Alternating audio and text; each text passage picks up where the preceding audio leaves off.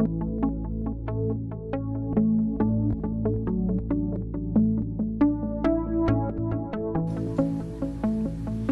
I'm Kathy with Wellness Coach Connection, and I'm going to show you how you can save money by making your own homemade organic yogurt. The equipment you'll need is a pan to cook the milk in, a measuring cup, something to stir with, a candy thermometer, and a yogurt maker with jars. Start by measuring the milk and pour it into your pan. Slowly bring it to between 190 and 210 degrees. It's important to stir it frequently or you will scorch the milk along the bottom of the pan.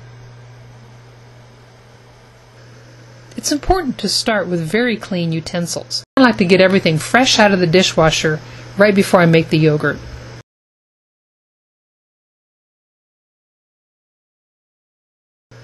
I prefer a candy thermometer because that way I don't have to hold the thermometer. Just be sure that the tip of the thermometer is not touching the very base of the pan. Be sure to start with a good quality milk. I choose an organic milk from a local dairy. If you don't have a local dairy, you can buy organic milk at the store. Just be sure to read the label carefully and be sure it's not ultra-pasteurized. Ultra-pasteurization uses temperatures higher than normal, and I believe it just kills off all beneficial enzymes, which defeats the whole purpose of drinking milk in the first place. In fact, you can't even use ultra-pasteurized milk to make cheese. It won't work.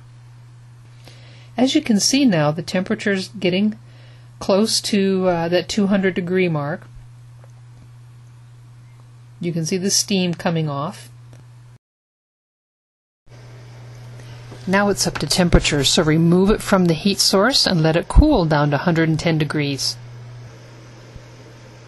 The next step is to add the yeast cultures. There are a couple of different ways you can do this. What I'm going to use today is just a store-bought yogurt. Just read the label and make sure it has active cultures in it. So I'm going to start by taking a little bit of the Dannon yogurt. It's just a plain yogurt with active cultures. I'm going to be generous because I probably won't use this otherwise, but I really just need a couple tablespoons. Now I'm going to ladle some of the cooled milk into that Dannon yogurt, and I'm going to stir it up so that it kind of thins it down. That way it will mix better when I add this to my cooled milk. Then just stir the yogurt culture into the rest of the cooled milk.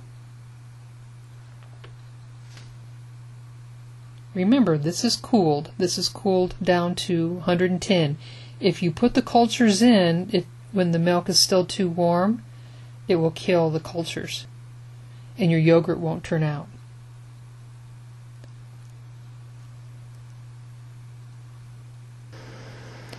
Next, you just label the milk into your jars. I just use the glass jelly jars put out by Kerr or Ball.